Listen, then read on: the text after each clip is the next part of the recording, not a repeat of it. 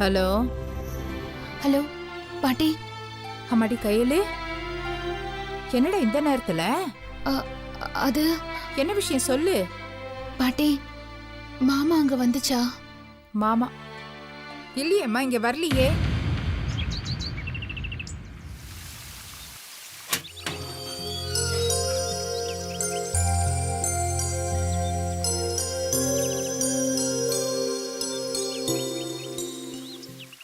செல்வி,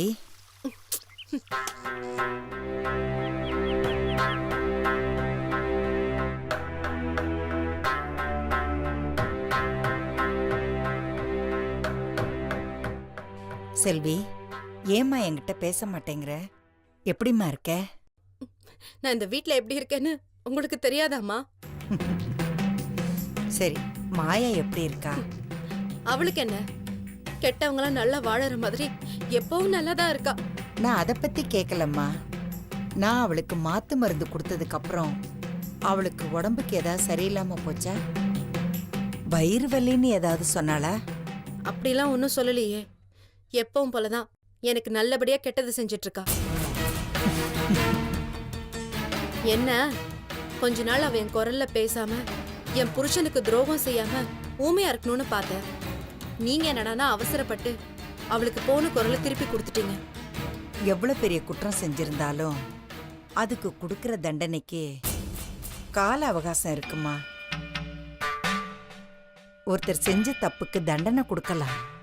ஆனா அந்த தண்டனையோட அர்த்தமே அவங்க திருந்தணுங்கிற நோக்கமா இருக்கணுமே தவிர அவங்கள கஷ்டப்படுத்துறது மட்டுமே நோக்கமா இருக்கக்கூடாது. அவ பட்டுட்டா. அவளுக்கு குரல் இல்லைன்னா அவளால எதையுமே செய்ய முடியாதுன்னு அவளுக்கு நல்லாவே தெரிஞ்சிருச்சு. இனி அவ கொஞ்சம் கொஞ்சமா மாறிடுவாம்மா. என்னம்மா, எத்தனை நாளா நீங்க அவளை பாக்குறீங்க? இவ்வளவுதான் நீங்க அவளை புரிஞ்சுக்கிட்டதா? அவ மாயாமா, செல்வி இல்ல. அவ மாறவும் மாட்டா, திருந்தவும் மாட்டா. குரல் குணமாகன அடுத்த நிமிஷமே சந்தோஷ் கிட்ட அவ எப்படி போய் சொன்னா தெரியுமா? அந்த வலியும் வேதனையும் தாங்கிக்கிட்டு நான் இங்க தினம் தினம் வாழ்ந்துட்டு இருக்கேம்மா. அவங்க எனக்கு ஏத்தின விஷமும் கொடுத்த வலியும் இன்னும் கூட மனசுல ரணமா இருக்குமா. என் கண்ணு முன்னாடியே அவ மறுபடியும் வந்து என் புருஷன் கூட வாழணும்னு நினைக்கிறா. அது நடக்க கூடாது. அவ முதல்ல இருந்தே கொடூரமானவ, நான் எப்பவுமே சாந்தமானவ. என்ன இப்படி மாத்துனதே அவதாம்மா. நீங்க சொல்றதெல்லாம் கேக்குறதுக்கு நான் பழைய செல்வி இல்லம்மா. இந்த பேய்ங்கெல்லாம் சேர்ந்து என்ன அரக்கியா மாத்திட்டாங்க. இனி நான் ஒருத்தரையும் விட போறதில்ல. இறக்கங்கிற வார்த்தைக்கே இனிமே என்கிட்ட இடம் இல்ல. அந்த மாயா செஞ்ச தப்புக்கெல்லாம் அவ நிச்சயம் தண்டனை அனுபவிக்கணும். அதை நான் கண்குளிர பார்க்கணும். செல்வி, உன் மனசுல பழி உணர்ச்சி இவ்வளவு ஆழமா வேரூன்றி இருக்கும்னு நான் நினைச்சு கூட பார்க்கலம்மா. இல்லம்மா, நீங்க என்ன சொன்னாலும் சரி, அந்த மாயா திருந்த மாட்டா. நானும் அவளை விட போறதில்ல. பேய அடிச்சு ஓட்டுற மாதிரி அவளை இங்க இருந்து நான் ஓட்ட போறேன். இனி நான் என்ன பண்ண போறேன்னு மட்டும் பொறுத்திருந்து பாருங்க. பண்ணு, என்ன வேணும்னாலும் பண்ணு. அதுக்காகத்தானே நான் அவளுக்கு குரலை கொடுத்தேன். என்னம்மா சொல்றீங்க? உன் மனசுல கவலை இருக்கும்போது உனக்கு நான் உதவி செய்யறது நியாயம். ஆனா உன் மனசுல பழி உணர்ச்சி இருக்கும்போது மாயாவை பலவீனமாக்கி பாக்குறது தப்பில்லையாம்மா? புரியலம்மா. துரியோதன, கம்சன், ராவணன், இதுல எந்த அரக்கன்களையும் பலவீனமா இருக்கும்போது எந்த தெய்வமும் பழி தீர்த்ததில்ல. ஒரு ஊமைய பழி வாங்கி நீ என்ன பண்ண போற? இப்ப மாயாவை நான் பழைய மாயாவா ஆக்கிட்டேன். அவ கஷ்டத்தையும் போக்கிட்டேன். ஏம்மா அப்படி பண்ணீங்க? அவளை கொஞ்ச நாள் அப்படியே விட்டுருக்கலாம்ல. தோல்வியில வீழ்த்தப்பட்ட எதிரி கூட தண்ணீன்னு கேட்டு துடிக்கும் போது அதை நம்ம கொடுக்கணும். அதுதான் யுத்த தர்மம். அதைத்தான் நான் இப்ப செஞ்சேன். ஆனா ஆனா என்னம்மா? என்னம்மா சொல்லுங்கம்மா. நான் மாயாவுக்கு கொடுத்த மாத்து மருந்து கர்ப்பிணி பெண்களுக்கு கொடுக்க கூடாத ஒண்ணு. அது ரொம்பவே வீரியமானது. என்னம்மா சொல்றீங்க? அவ குரல் வராம தவிச்ச போது எனக்கு மனசு கேட்கலம்மா. அவ துடிக்கும் போது என்னால உதவி செய்ய முடியாதுன்னு சொல்ல முடியல. மாயாவோட வலிய போக்குறதா இல்ல உடனடியா அவ குழந்தைய காப்பாத்துறதான்னு யோசிச்ச போது மா பிரசவத்துல கூட தாயா சேயான்னு வரும்போது அந்த தாயை தானமா முதல்ல காப்பாத்தணும்னு நினைப்பாங்க. அதைத்தான் நானும் செஞ்சேன்.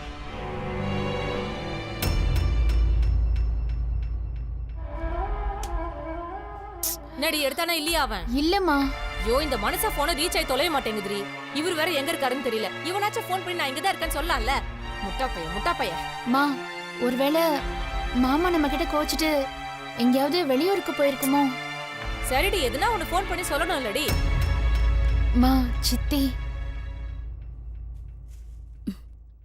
ஏ சந்திரா, போன் பண்ண எடுக்க மாட்டீங்களா? ஏய், நீ ஏன்டி இங்க திடீர்னு? நான் வரது இருக்கட்டும், அம்மா கால் பண்ணாலும் எடுக்கல, நான் கால் பண்ணாலும் எடுக்க மாட்டேங்கிறீங்க. அந்த பிரபா பையனும் 2 நாளா கால் பண்ற எடுக்கவே மாட்டேங்கிறான். அம்மா கிரிவலம் போயிருக்கு, பதறி போய் எனக்கு கால் பண்ணிச்சு. என்னடி ஆச்சு உங்களுக்கு? ஏய், என்னடி 2 பேரும் செல மாதிரி நிக்கிறீங்க? பிரபா எதுக்குடி போன் எடுக்கல? சித்தி, மாமா உங்க போன்னு இல்ல, எங்க போனையும் நேத்துல இருந்து எடுக்கல. என்னடி சொல்ற? மாமா அதோட ஆட்டோவை தொலைச்சிருச்சு சித்தி. என்னடி சொல்றீங்க? இதெல்லாம் ஏன் என்கிட்ட முன்கூட்டியே சொல்லல? இதெல்லாம் அம்மாக்கு தெரிஞ்சா அது பதறி போய் வீட்டையே 2 ஆக்கிடுமே. இப்ப அவனை காணோன்னு வேற சொல்றீங்க. ஏண்டி உங்க 2 பேருக்கு வாய் சும்மாவே இருக்காதா? ஏண்டி அவனை திட்டினீங்க? ஏண்டி அவன் இன்னும் கூட பொறுப்பு இல்லாம தெரிஞ்சா திட்ட மாட்டாங்களா? என்னமோ உனக்கு மட்டும் தான் அவன் மேல அக்கறை இருக்கிற மாதிரி பேசிக்கிட்டு இருக்கிற. சின்ன பிள்ளைங்க பொறுப்பு இல்லாம இருந்தா பெரியவங்க நாம தாண்டி சொல்லி திருத்தணும். அவன் பொழப்பே ஆட்டோ ஓட்டுறதுல தாண்டி இருக்கு. அதையும் துவைச்சிட்டு வந்து நிக்கிறான். நான் கோவத்துல அவனை திட்டக்கூடாதோ? அதுக்கு தூரம் கோச்சுக்கிட்டு போயிடுவாரா? நிம்மதி வக்காலத்து வாங்கிட்டு வந்து நிக்கிற. அவன் ஆட்டோவை கோட்டை விட்டா விட்டுட்டு போறாண்டி. நீங்க அவனையே கோட்டை விட்டுட்டு நிக்கிறீங்களே. அவன் எங்க போனானோ என்ன பண்றானோ, அவன் வேற ரோஷக்காரன். அவனை இப்படி விட்டுட்டு பதட்டப்படாதன்னு வேற சொல்றீங்க. அவனுக்கு என்ன ஆச்சோ ஏதாச்சோ புரியலையே. இந்த பாரு, நான் மனசுல எதையும் வச்சுட்டு பேச மாட்டேன். எல்லாமே அவன் நல்லா இருக்கணும்னு தான் பேசுவேன். அவனை பத்தி எனக்கும் நல்லா தெரியும்டி. எனக்கும் அவன் தம்பி தான். இந்த மாதிரி கோச்சில் போய் பல தடவை திரும்பி வந்திருக்கான். ஏய் அழாதடி, அவன் வந்துருவாண்டி. சித்தி, இன்னைக்கு நானும் ஆபீஸ்க்கு லீவ் சொல்லியிருக்கேன். போயிட்டு இந்த ஃபைல்ஸ் எல்லாமே கொடுத்துட்டு லீவ் எடுத்துட்டு சீக்கிரம் வர ட்ரை பண்றேன். மாமாவை விட இந்த வீட்ல எனக்கு முக்கியமானவங்க வேற யாரும் இல்ல சித்தி. அது என்கிட்ட கோச்சுக்கிட்டாலும் அது என்னோட புருஷன். உங்க எல்லாரையும் விட எனக்கு தான் மாமா முக்கியம். நான் போயிட்டு சீக்கிரமா வந்துடுறேன் சித்தி. பாட்டிக்கிட்ட எதுவும் சொல்லிடாதீங்க, அது ரொம்ப பயந்து போயிடும். மாமா சீக்கிரம் வந்துருவாரு சித்தி. மா, நீ அப்பாவுக்கு கால் பண்ணு, இல்லைன்னா ஸ்டேஷன்ல சொல்லு. மாமா கால் பண்ண உடனே எனக்கு கொஞ்சம் சொல்லுமா. எவ்வளோ சீக்கிரம் முடியுமோ அவ்வளோ சீக்கிரம் நான் வந்துடுறேன். சித்தி, நீங்க அம்மா கூட இருங்க. நீ சீக்கிரம் போயிட்டு வா கயல். அவன் வரலைன்னா நாமளே அவனை போய் தேடி பாப்போம். சரிங்க சித்தி, நீங்க தைரியமா இருங்க. நான் போய் என்னன்னு பாத்துட்டு வந்துடுறேன். மா, பாத்துக்கோ. கையில அவன் ஏதாவது போன் பண்ணானா போன் பண்ணி எங்களுக்கு விஷயத்த சொல்லுடி. சரிம்மா, நான் வரேன். சரி வரேன் சித்தி. ஏய் அழாதன்றல்ல, அவனை பத்தி உனக்கு தெரியாது. அவனுக்கு கோவம் வந்தா எத்தனை நாளைக்குன்னு? இங்கதான் எங்கேயாவது ஃப்ரெண்ட் வீட்டுல தூங்கின்னு இருப்பா, வந்துருவான். நீ அழுதுட்டு இருக்காத.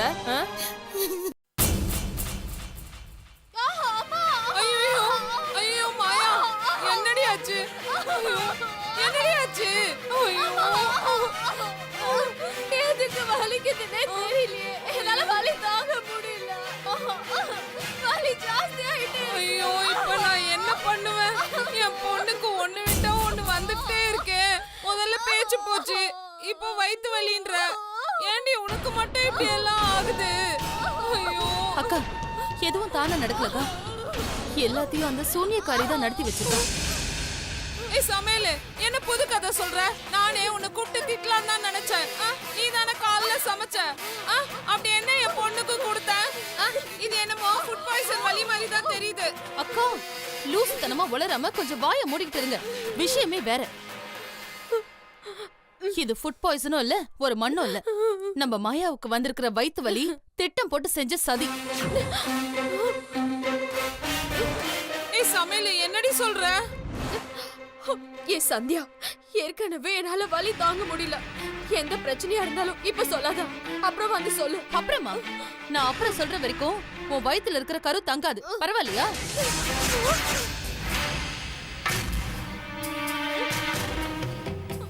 ஏய் சமையல் என்னடி இப்படி அபசகுணமா பேசுற? நான் ஒன்னும் அபசகுணமா பேசல. நீங்க தான் அந்த அபசகுணத்தை அம்மா தாயின்னு மரியாதை கொடுத்து வீட்டுக்குள்ள விட்டீங்க. இப்ப அது மாயாவுக்கே ஆப்பு வச்சிருச்சு. ஏ சந்தியா, நான் இங்க வலியில செத்துட்டு இருக்கேன். சுத்தி வலிச்சு சொல்லாம ஸ்ட்ரைட்டா விஷயத்த சொல்லு. வலியே உன்னால தாங்க முடியலையே மாயா. நான் சொல்ல போற விஷயத்தை எப்படி தாங்குவேன்? சொல்லு. உனக்கு குரல் வரத்துக்கு அந்த சித்த வைத்தியம் கொடுத்த மாத்து மருந்து ரொம்ப வீரியமானதான். அதனால உன் கருவே அழிய போதும். அது அந்த சோனியக்காரி செல்வி கிட்ட சொல்லிட்டு இருந்தது நான் இப்பதான் கேட்டுட்டு வரேன். என்ன சொல்ற? என்கிட்ட ஏன் கேக்குற? என் வயித்துல இருக்கிற குழந்தைய ஏன் இப்படி பண்ணன்னு அவகிட்ட போய் கேளு. நல்லா சிரிச்சு சிரிச்சு பேசிட்டு செல்வியோட குழந்தைய வளர்த்து விட்டுட்டு கடைசியில உனக்கு குழந்தைய இல்லாம பண்ணிட்டா பாத்தியா? ஏய் மாயா எங்கடி போற? என் குழந்தைக்கு மட்டும் ஏதாவது ஒண்ணாச்சு நான் யாரா இருந்தாலும் சும்மா விட மாட்டேன். சந்தியா, எங்க அவங்க? உனக்கு வயித்து வலி வந்திருக்கான்னு வேவு பார்க்க வந்திருக்கா. அவ அந்த வேலைக்காரி கிட்ட பேசிட்டு இருக்கா. ஏய் உன்னால முடியல, உட்காருடி. மாயா,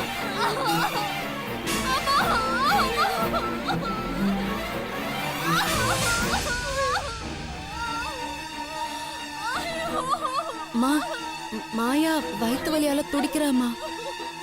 நான் சொன்னேன்ல அவளுக்கு கண்டிப்பா வயித்த வலி வரும்னு. இப்போ என்ன பண்றதுமா? எல்லா செயலுக்கும் எதிர்வினை கண்டிப்பா உண்டு செல்வி. இதுதான் உலக நியதி. இதை யாராலும் மாத்த முடியாது. அனுபவிச்சுதான் ஆகணும். நான் வரேன் செல்வி. மாயா, மாயா, மாயா, சித்தா, இங்க வா. கூப்பிடுறாங்கல்ல, வா. எல்லாம் பண்ணிட்டு ஒண்ணும் தெரியாத மாதிரி வருது பாரு. பாக்குறதுக்கு தான் பெரிய மனுஷி, ஆனா பண்றதெல்லாம் அவ்வளவு அயோக்கியத்தனம். இத வந்திருக்காங்க நாக்கு புடுங்குற மாதிரி. நாலு கேள்வி கேளு. ஆமா, எனக்கு என்ன மருந்துமா கொடுத்தீங்க? சொல்லுங்கம்மா.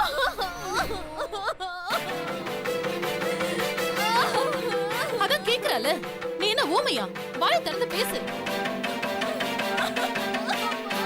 ஏய் சித்து சொல்லு, என் பொண்ணுக்கு என்ன தப்பான மருந்து கொடுத்த? நான் தப்பான மருந்து எதுவும் கொடுக்கலம்மா. மாயாவுக்கு எது தேவையோ அதை தான் கொடுத்தேன். ஆமா, கரெக்டான மருந்து கொடுக்க இவங்க எம்பிபிஎஸ் படிச்ச டாக்டர் பாரு. நான் அப்பவே நினைச்சேன் இந்த சித்த வைத்தியத்தால ஏதாவது சைடு எஃபெக்ட்ஸ் வரும்னு. மாயா, நான் அப்பவே சொன்ன கேட்டியா? இப்ப பாரு எல்லாமே போச்சு. அனி, என்னாச்சு? என்னாச்சு சந்தியா? மாயா எது கழுவுறா? அறிவு, இந்த சூனியக்கார பொம்பளை மாயாவோட கருவை அழிக்க ஏதேதோ மருந்து கொடுத்துருச்சு. இப்ப எல்லாமே போச்சு. அம்மா, என்னம்மா சொல்றா அவ? நீங்களும் அப்படி செஞ்சீங்க?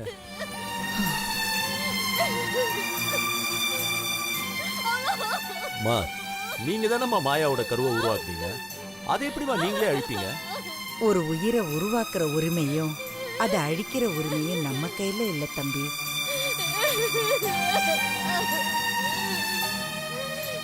மாயா ஒரு உயிரை சுமக்கிறா. அவ நல்லா இருந்தாதான் அவ குழந்தையும் நல்லா இருக்க முடியும். பெத்துக்கிற தாய் கூனா குருடா நொண்டியா பிறவியிலே இருந்தா கூட அது அந்த குழந்தைய பாதிக்காது. ஆனா அந்த தாய்க்கு நடுவுல பேச்சு பார்வை ஏதாவது போச்சுன்னா அது நேரடியா குழந்தைய தான் பாதிக்கும். சின்ன உயிரா பெரிய உயிரான்னு பார்க்கும்போது எனக்கு பெரிய உயிர் தான் முக்கியம்னு தோணுச்சு.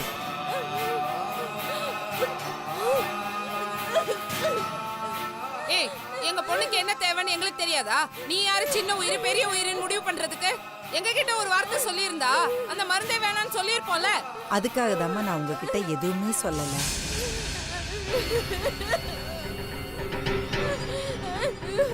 மாயா, உனக்கு நான் கொடுத்த மருந்து உன் உடம்புல வீரியமா பரவி உன் மூச்சு காத்துல கலந்து உன் குரல் வலையில அதிர்வலையை ஏற்படுத்தி இழந்த உன் பேச்ச மறுபடியும் கொண்டு வரத்தான் நான் அந்த மருந்தை தந்தேன். அதோட வீரியத்தால குழந்தைக்கு பாதிப்பு இருக்கலாமே தவிர குழந்தைய பாதிக்கணும்னு நினைச்சு அதை நான் உனக்கு கொடுக்கலம்மா. வாய மூடுங்க. உங்க மேல நான் எவ்வளவு மரியாதை வச்சிருந்தேன் தெரியுமா? எனக்கு என் குழந்தை எவ்வளவு முக்கியம்னு தெரியுமா உங்களுக்கு? சந்தோஷம் விட முக்கியமா மாயா? உனக்கு பேச்சு வரலன்னா நீ எப்படி சந்தோஷ் கூட பேசுவ? எப்படி அவரோட வாழ்வ? ஒவ்வொரு நிமிஷமும் சந்தோஷ் கிட்ட பேச முடியலன்னு துடிக்கிறேன், அழுவுறேன்னு நீ தானமா என்கிட்ட சொன்ன. வாழ்க்கை முக்கியமா குழந்தை முக்கியமான்னு கேட்டா நீ முட்டாள்தனமா குழந்தை தான் முக்கியம்னு சொல்லுவ. உலகத்துல எந்த டாக்டர்கிட்ட வேணாலும் கேட்டுப்பாரு, தாயா செய்யான்னு முடிவெடுத்தா எந்த ஒரு நல்ல டாக்டருமே தாய்க்கு தான் முக்கியத்துவம் கொடுப்பாங்க. அதைத்தாம்மா நானும் செஞ்சேன். ஆனா என்ன பொறுத்த வரைக்கும் உன் வாழ்க்கையை நான் காப்பாத்திட்டேன். அந்த மருந்தோட வீரியம் உன் உடம்பு பூரா பரவி இருக்கும். அது உன் குழந்தையும் பாதிக்கலாம். அதை தெரிஞ்சுக்க தான் நான் இங்க வந்தேன். நீ நல்லா இருக்கியான்னு உனக்கே தெரியாம கேட்டுட்டு போலான்னு வந்தேன். உனக்கு நான் எப்பவுமே நல்லது மட்டும்தான் செய்வேன் மாயா. போதும். இதுக்கு மேல எதுவும் பேசாதீங்க. எனக்கு தெரிய வேண்டியதெல்லாம் நீங்க கொடுத்த மருந்து என் குழந்தைய பாதிக்குமா பாதிக்காதா அத மட்டும் சொல்லுங்க. வாய்ப்பு இருக்குமா?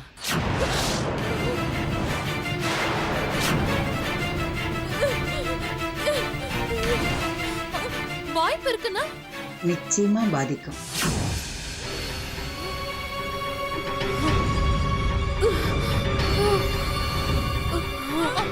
மாயா மாயா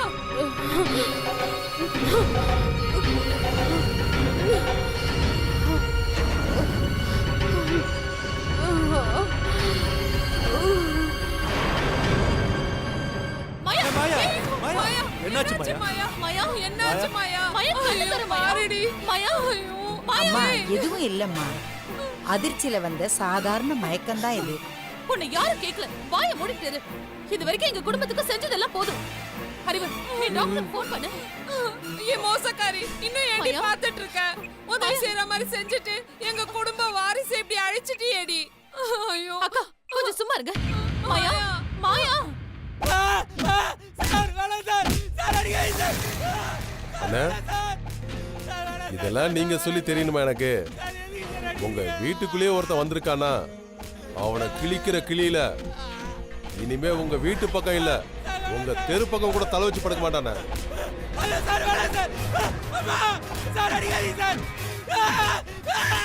சரிண்ணா, சரிண்ணா, முடிச்சிருவோண்ணே.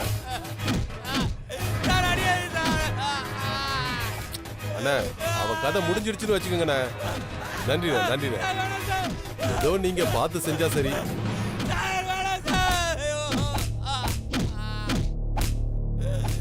சரிண்ணே, சரிண்ணே, நன்றிண்ணே, நன்றிண்ணே. வச்சுட்டுமாண்ணா? ஓகே சரிண்ணா.